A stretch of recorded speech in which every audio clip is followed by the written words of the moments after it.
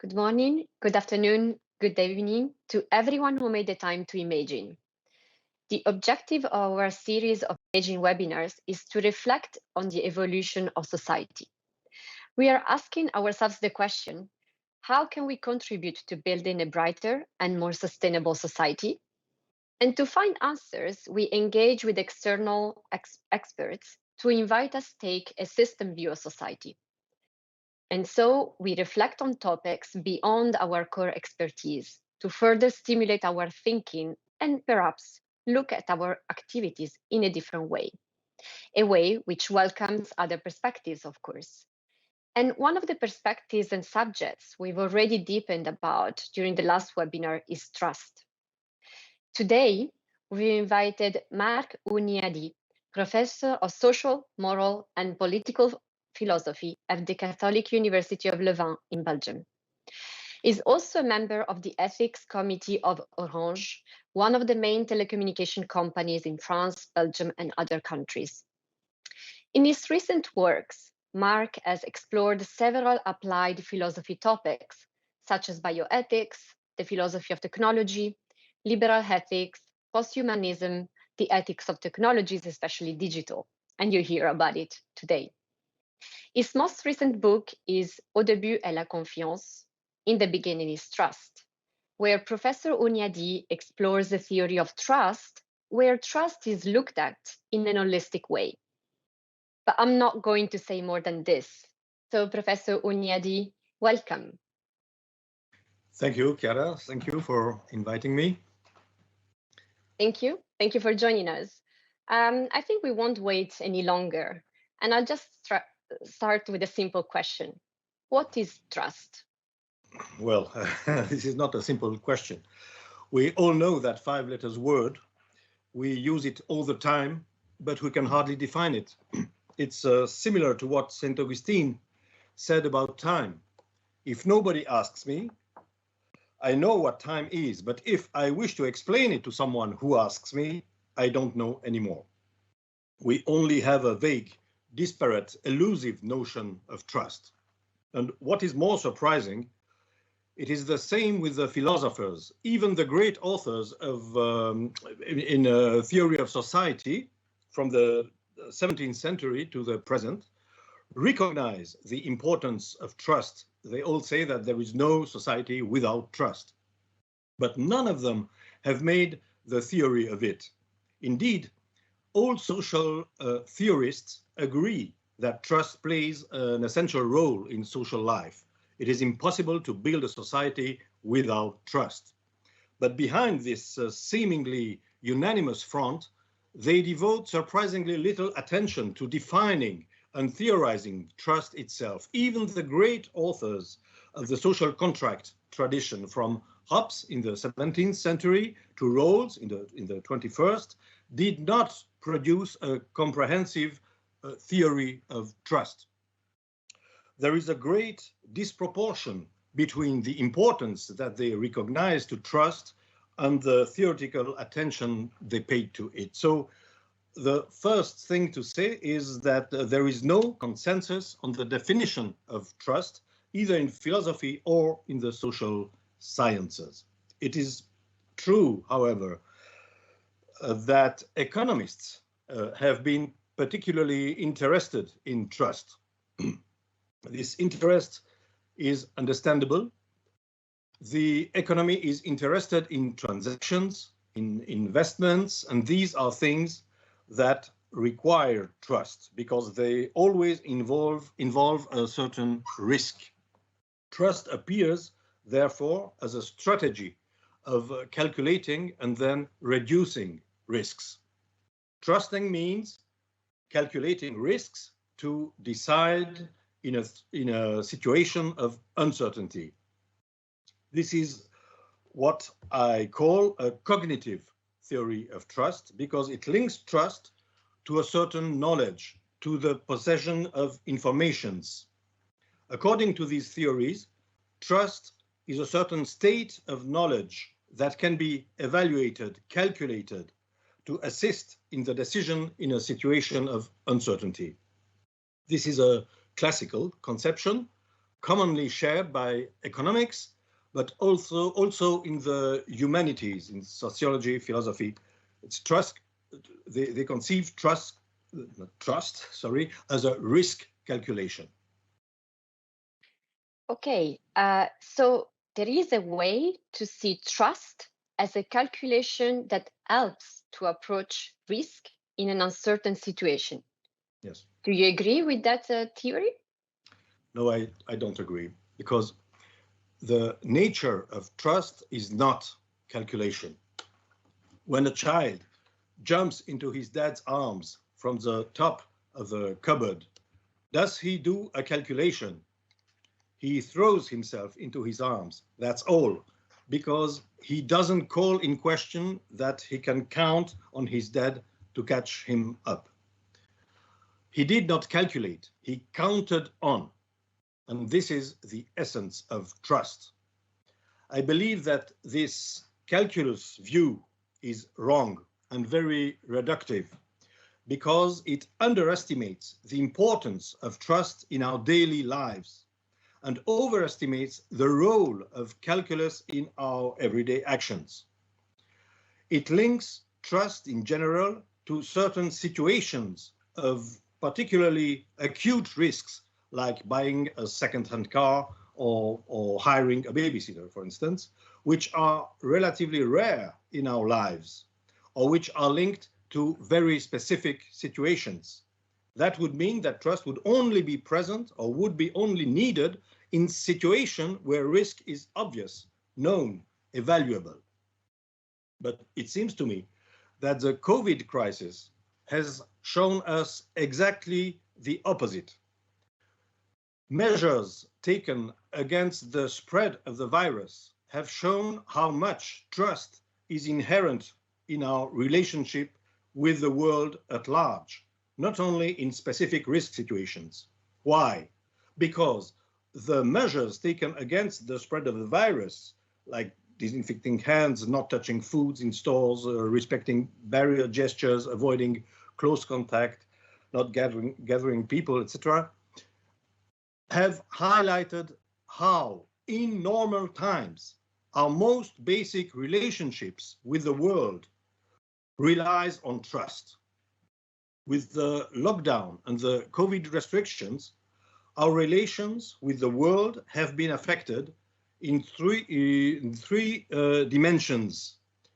In the dimension of the relationship to things, like touching, so on. In relationship with the people, the barrier gestures, and in relationship to institutions. When we had to go to a dedicated site to register for a PCR test or to show our test results or vaccine certificate. By suspending our usual relationships of trust, the COVID restrictions showed how trust relationships were to us. All of a sudden, we saw that trust is not only linked to certain high-risk situations, but that it permeates our relationship with the world. COVID showed us that trust is what we stay in, what we inhabit, what we dwell in. It is not an option to step back from trust as one decides to stop smoking. Trust is not a calculus, a reasoning, an evaluation or judgment. If we touch things, if we shake hands, it always assumes a certain degree of confidence, which COVID has precisely called into question. Therefore, if we want to be able to define trust and develop a theory of trust, we must start from that fact, because trust is much broader, more general, more universal than what economists have theorized. Trust is fundamentally a relation with the world, and the risk calculation, in general, represents only a very small part of the vast field of trust. So, Professor, let me re-ask the same question then. What is trust? Yes, you are right. I haven't defined it yet. So we know that trust is relation with the world. and that it is linked to action, because being in the world is doing something in the world. Even laying in the bed is an action in the world, and therefore requires trust, trust in the solidity of the bed. But what is this relationship that binds us to the world? So how do we define trust? Let me start with an example. When I want to sit down on a chair, I expect that it will hold me up and won't collapse beneath me. Even if I don't think about that when I sit down, my will is linked to this expectation. Proof is that if I have any doubt about the solidity of the chair, I won't be sitting on it. So my willingness to sit on this chair is related to the implicit expectation that it will support me. And please note here a very important fact. It is not enough for me to believe that the chair will hold me up. I have to sit down on it. If I just believe it without sitting on it, so if I don't act, I can't say that I have confidence in this chair. I just have a belief in my mind, so to speak. So in order to prove my confidence in this chair, I have to sit down on it. Otherwise, I just have a belief that doesn't guide my action. Trust is guiding action. That's why trust can't be reduced to judgment. So the proof of my trust is the fact that I'm sitting on it.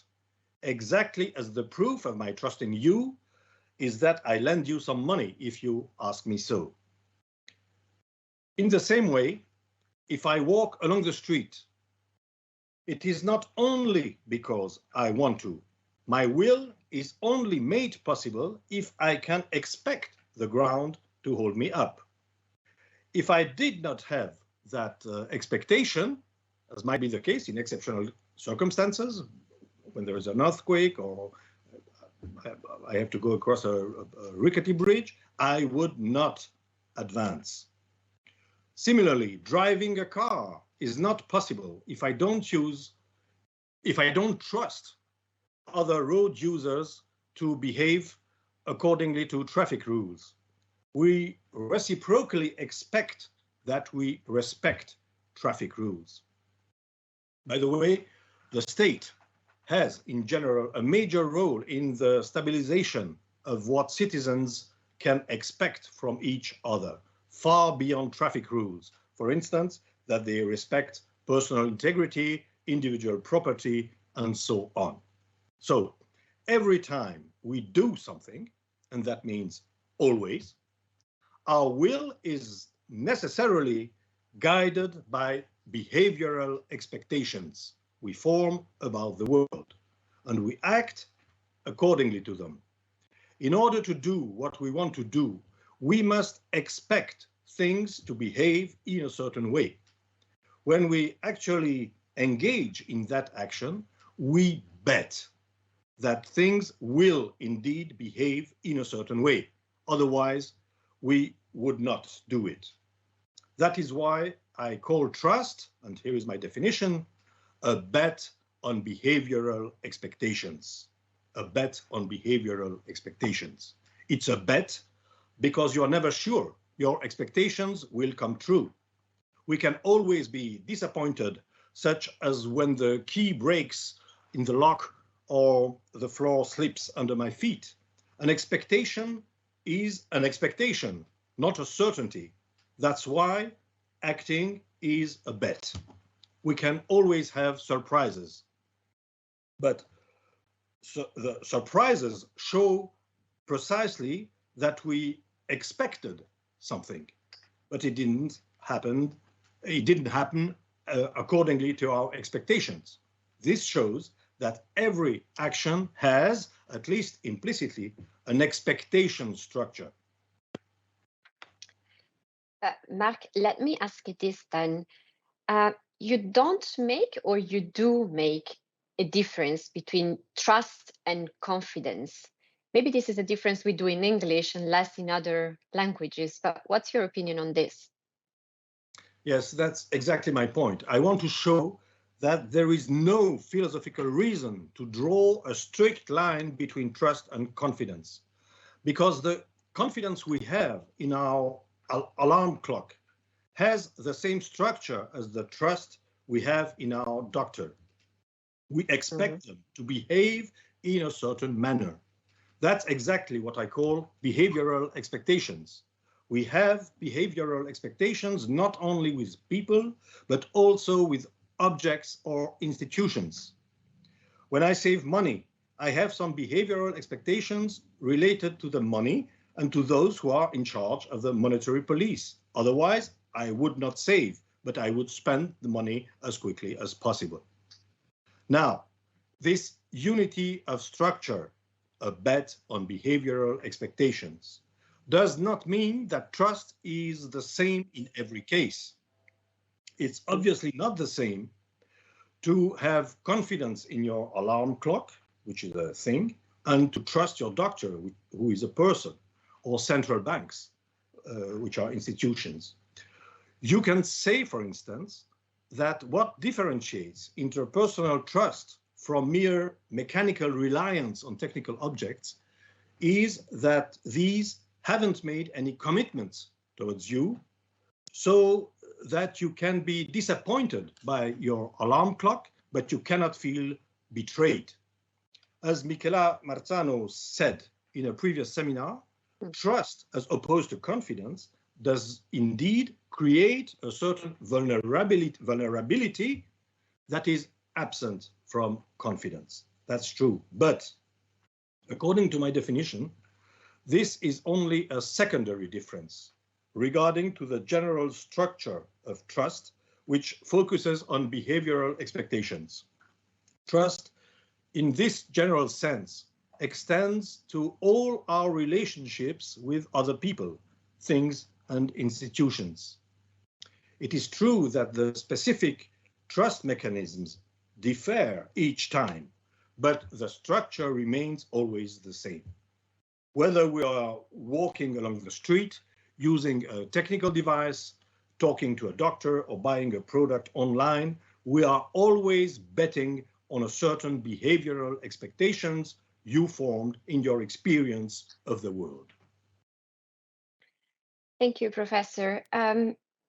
So if I elaborate correctly what you've just said, you insist that trust is linked to an action and a bet on behavioral expectations.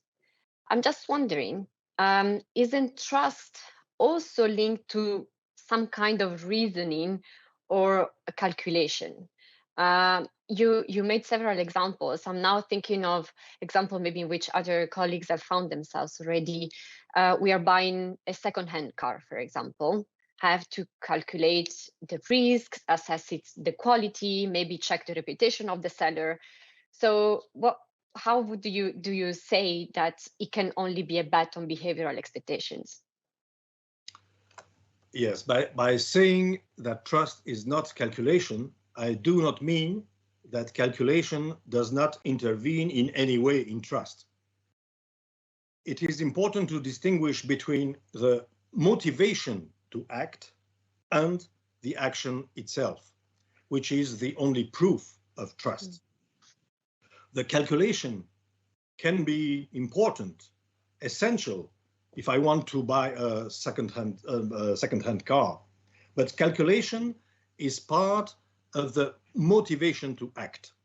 Trust is the bet I assume by buying something. Trust is a gamble, and when you bet, you may well have to calculate. But when we calculate, we don't bet. We are preparing to bet.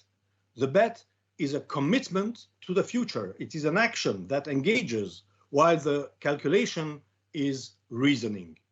Trust is not reasoning, it's acting.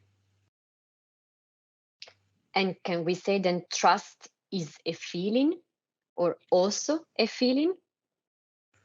Yes, you can feel confident There are times when you can also have a feeling of very strong self-confidence.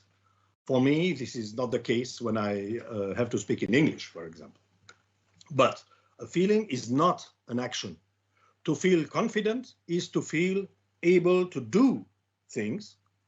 It is to have high expectations of behavior in relation to oneself. It is a feeling that predisposes us to act, but this is not the action itself. Trust is always linked to action. In the case of self-confidence, in the case of that feeling, it is a potential action. It is related to a potential action because it's a feeling of being able to do something in the future. It's an action that has not yet taken place. It's a feeling about an action that has not yet taken place, but that I feel able to do. Thank you, Mark. I don't think I need to repeat myself, actually yourself, in saying then trust is always linked to an action, in your opinion. I'm just thinking whether then trust is also above all a matter of trustworthiness, right? The ability to be trusted as being honest and reliable. Reliability hasn't come in your speech yet.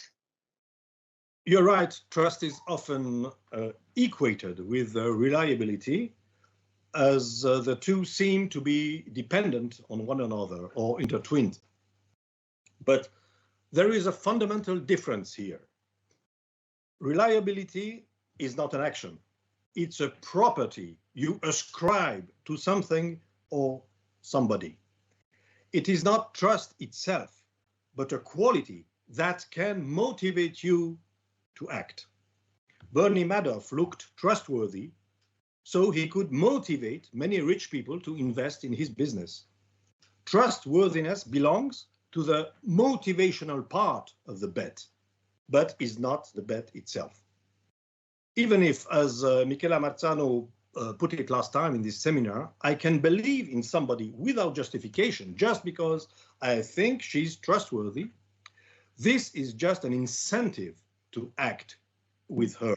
As you said, reliability is the apparent ability to be trusted, not trust itself.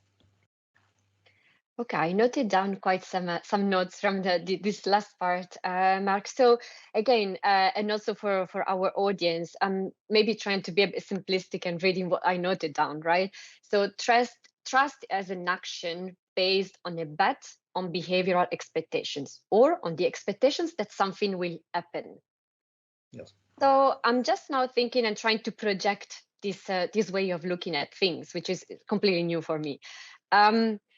Digital tools or anyway similar platforms which have taken a lot of space in society nowadays.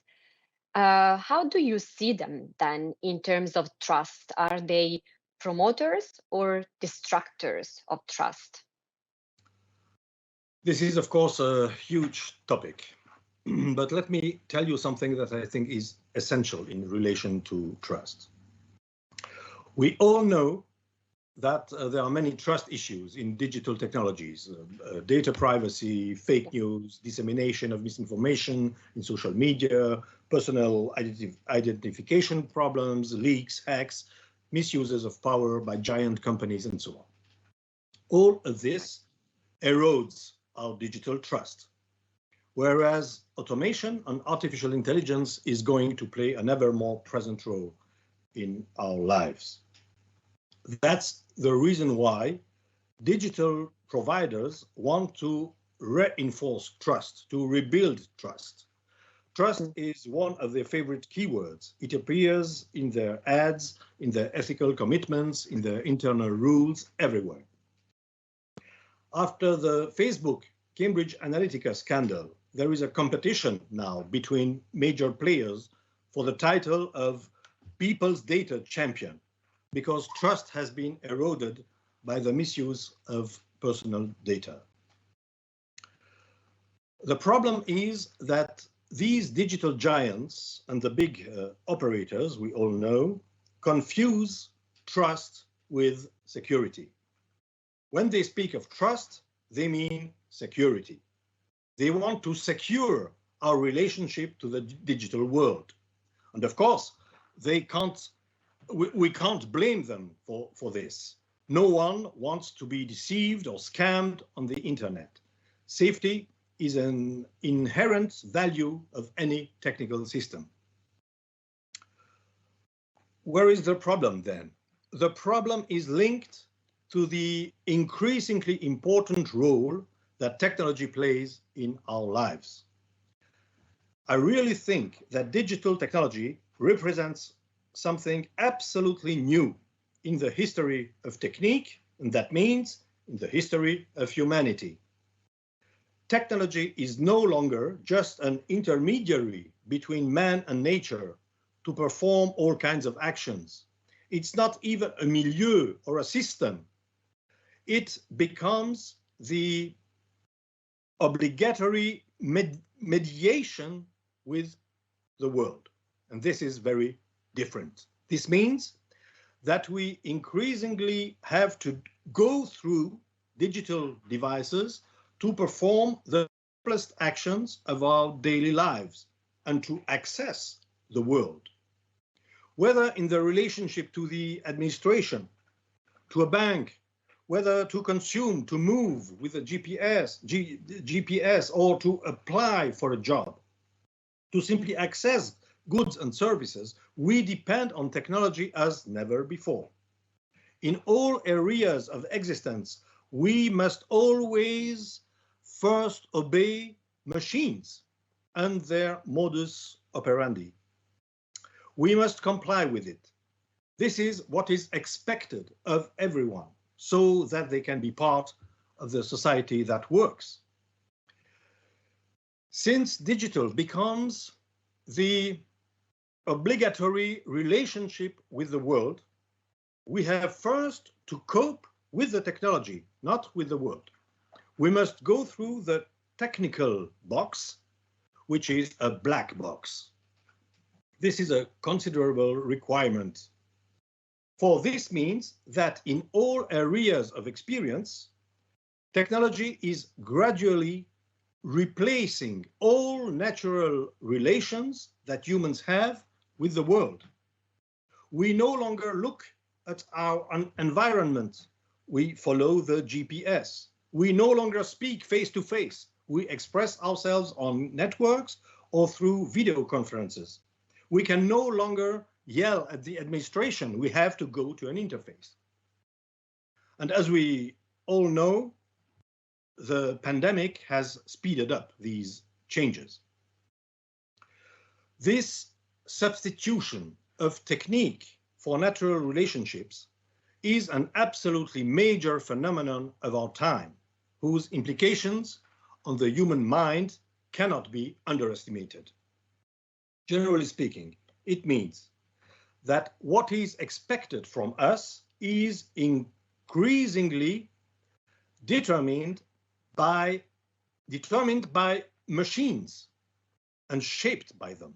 So our natural trust relations are silently replaced by technically secured relations in all the fields of our experience. The behavioral expectations that everyone must comply with are not formed by us in our experience with the world, but are designed by those who design the algorithms.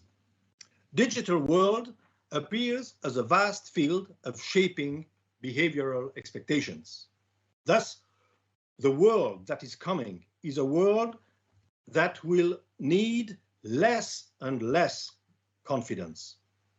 To give an example, if I book a trip on TripAdvisor, I want to be assured of being satisfied. The system makes it possible to secure my desire. It's a logic of insurance, not trust. Yeah. And it is the same logic that is at work in all areas of experience. This is what I call a downward trend in trust. But it is not a world of distrust. It is not a world of distrust. Yeah. It's a world that doesn't need trust, a technological world that bypasses trust by installing, wherever it's possible, secured relation with the world. It's a world of robots, where the whole system is coordinated to the well-being of users, each person being called upon to become the official of their own secured comfort and satisfaction. I think we could hope for a brighter future. So to answer your question, digital technology does not promote or destroy trust, it bypasses it. In my opinion, this is the deep logic that is at work in the digital evolution of our societies. Your perspective is really, really interesting, because as you know, right, and as most companies, we are currently going through a big digital transformation, something that is going to impact both internally as well as externally in our relations with people living with severe diseases, doctors, regulators, governments, etc. So in the view of what you've just said, would you have any advice for us not to put trust in danger? Or is there anything that you would advise us to pay particular attention at? Yes, you know, trust can't be increased in general. Trust is always particular. There can't be a trust crisis as we speak of an oil crisis. Yeah. Confidence is not a substance whose volume can be increased. That means that in every different case, specific strategies must be used to win the trust of users. And this in turn means strategies to motivate users to engage in a bet, to buy a car, to click on a product, to go vote, to buy a drug. If trust is a bet, or if the bet is the proof of trust, you cannot increase trust. This makes no sense. But you can try to motivate people to engage in a bet. That's the only thing you can do. Trust is always related to specific actions. The vaccine issue is a good example of this. Yeah. The proof of the confidence we have in the vaccine or in the health authorities is to be vaccinated, the act of getting the vaccine. What a government or a company can do is to encourage and motivate people to be vaccinated. In other words, they can act on the willingness to be vaccinated. Increasing confidence, therefore, means increasing the motivation to perform this or that action. So if we don't want to put trust in jeopardy, my most general advice would be not to treat people like robots, like individuals who only have to click on the right answer or follow predetermined procedures at their work. We should learn from childhood our pace of work to deliver something the machine can't deliver.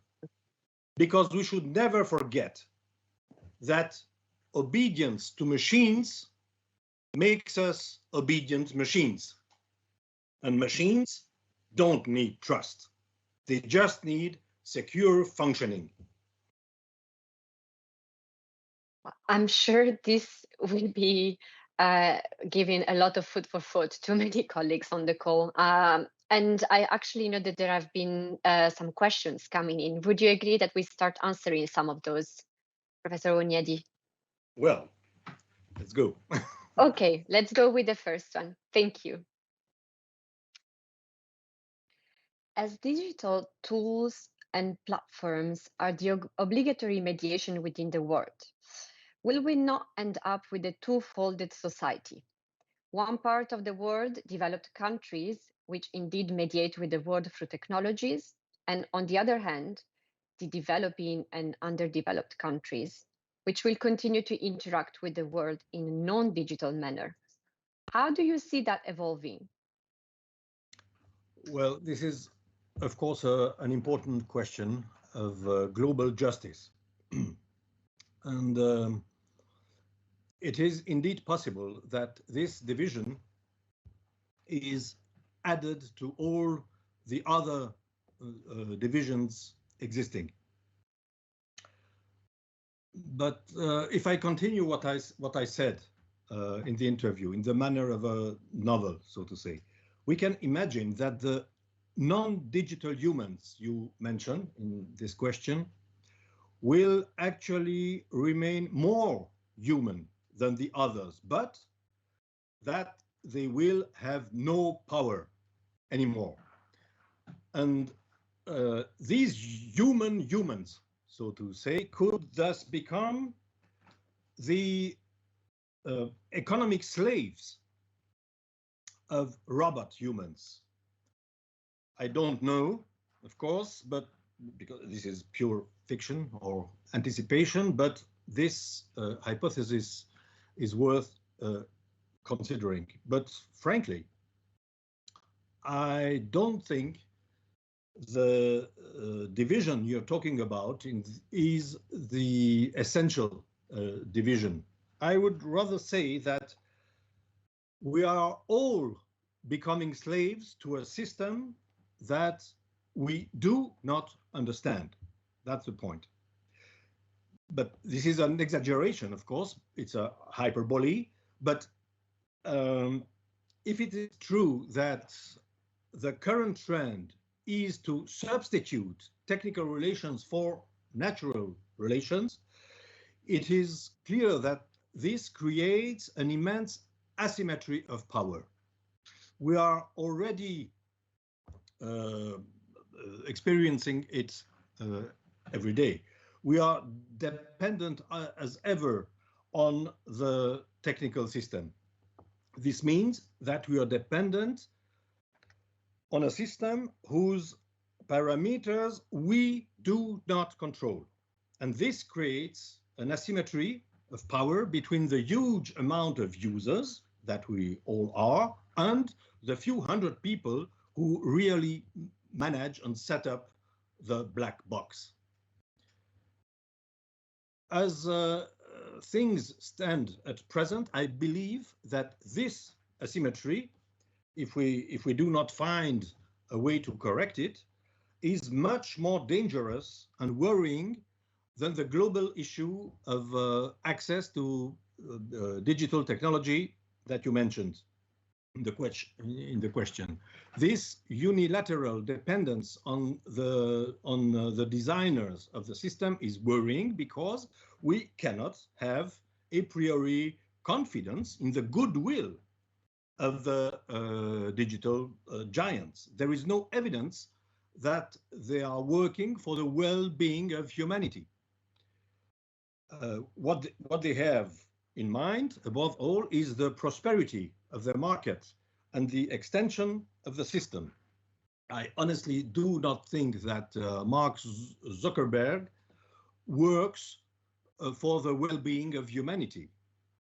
I do not judge his original intentions and nor the ethical quality of his person, but the system he has created goes beyond him, beyond his own will. So it is this asymmetry of power that seems me very dangerous. It makes us vulnerable, but not as individuals, but as a species, because the species could be ruled by a handful of people who are proficient in the parameters of the system. This could be the new condition of digital man. Thank you for your perspective. A colleague of ours who joined the webinar also went back to something you mentioned. So you mentioned that trust is being bypassed by installing secure digital relations with the world. As there is still a human factor, right? Those who design the algorithms, for example, in technologies. Can we, or actually, if I'm interpreting a bit the question, should we treat these humans, trust these humans, sorry. Trust these humans, yes, that is exactly the problem. We cannot a priori trust people who work for a technology that is primarily market-oriented. They work for a black box whose parameters are almost impossible to know and which shape our behavioral expectations in the long term. And we must never forget that this is very important. There is a dual purpose within each digital tool we use. One purpose for the user and one purpose for the system. At the same time, while you are using your device, you are simultaneously working for the system because your data are used for a purpose you don't know. These two purposes are both inseparable as they feed technically from one another and diverge. They are divergent in their objectives. European legislators are well aware of this because they have enacted as you know, the General Data Protection Regulation, the GDPR, specifically to protect its citizens against a purpose that is not their own and that threatens them continuously. The very existence of GDPR is proof, just as a lock is a proof of there being a tendency to steal.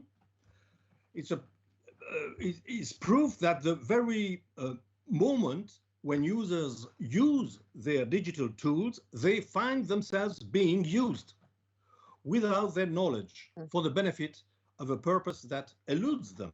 So it is humans who design the algorithms. Yes, you're right, but there is no guarantee that they will do it for specifically human purpose. Thank you. I actually see another question, which is a natural follow-up, I would say, of this previous one. So I'm going to read it as it is. The humans who designed the algorithm seem to have for a long time ignored the diversity of the world. Most of them are still white young men. And as a result, technologies are developed towards one subpopulation and ignoring other populations. Could they be more trusted if they would better represent the society? Well, I don't think that the erosion of trust to which I referred to is due to a problem of cultural diversity, to the lack of representation of cultural diversity, although this is the case, of course. Rather, I believe that it is due to an imbalance of power due to the very nature of the technical system on which we depend. More cultural representation or a better cultural representation would perhaps make it possible to hide this asymmetry of power, to hide it more, because people would identify better with the system, but it would not eliminate it. I don't think so. Okay, thank you. Thank you, Professor Hunyadi. I'm going to change slightly, let's say, subject for the next question, if you allow me. And seeing the time and knowing also that you have a hard stop, I'll probably take two questions and already apologize with our colleagues for not being able to answer all your questions, but thanks again for those. So a colleague is asking, that he's saying that he read once in a book that trust eats time for breakfast. This is one of the challenges that actually we have because we are a large organization when working with small startups. It seems that building trust takes time to get to know each other, and sometimes we enter into a partnership without having had the time to establish that trust. What advice would you give us to become more ready to establish trust with startups so that we can speed us all up? Yes, it takes time to build trust, that's for sure. So it also costs money. But I ask this question: how much does it cost to protect oneself against mistrust, general mistrust or generalized mistrust? How much does it cost? How much does a betrayal cost? It's like school, if you want. In Europe, we always say it's expensive. School education is expensive, but in the end, it costs a lot more to have an uneducated population. So if building trust is expensive, then try without it. You will see. Thank you. I don't know if you want to see, but it's very interesting to look at it from this perspective. So as said, I'll go to a closing question, which I really think it's very much linked to us at UCB. Digital tools such as symptom tracking apps are becoming widely used in healthcare and are changing the relationship that patients have with their doctors. That is mostly based on trust. How do you see this relationship evolve with the patient, with the uptake of digital health? Or, and maybe to further develop as well the question, how to combine care and digital health? Yes, health is a big issue, but I would say something similar to what I said about trust in general. Digital medicine brings huge benefits that you know better than I do, but there is also a risk of automating medicine and eliminating the human factor. Even though digital medicine can be very effective, it is not certain that we humans only need this technical relationship to our body and to our well-being. You're right, the relationship with the doctor is essentially a relationship of trust. But this trust, in my view, is not only based on the medical and technical competence of the doctor. It is also based on his ability to listen, which is not just his ability to record symptoms. We also go to the doctor to be listened to and not just repaired. And this whole human dimension of medicine is gradually being eliminated, I think. And I sincerely believe that this non-technical dimension of medicine is also essential for the well-being of patient, for the health. Human non-technical listening is also essential for the patient's medical well-being. That's why I must confess that I'm a little alarmed by this exclusively technical orientation that medicine is taking in at least European faculties. I know it is not only necessary to record the symptoms and calculate physiological parameters, it's also necessary to listen to the human speech that is said face to face with the doctor. In other words, to pay attention to the content of to the quality of the human interaction. We humans are beings of speech, not just a cluster of cells to be repaired. So that would be my advice, if you want. Don't treat people merely as a cluster of cells, but always at the same time as a being of speech who needs trust to thrive. Thank you for this advice. I find it really important and will surely continue the reflection thanks to your words. So if also colleagues on the call allow me, and I would thank Professor Hunyadi very much. I would let you leave for your next lecture, and actually thank you for your availability to make the time to come at UCB and make the time to imagine with us. Thanks for everything you shared. It's really, really interesting. To everyone on the call, thank you for joining. We'll be taking a summer break. So please stay tuned after summer holidays for new imaging webinars. We're lining up new guests. And for the rest, stay safe and take care. Thank you very much, everyone. Thank you. Goodbye. Thank you.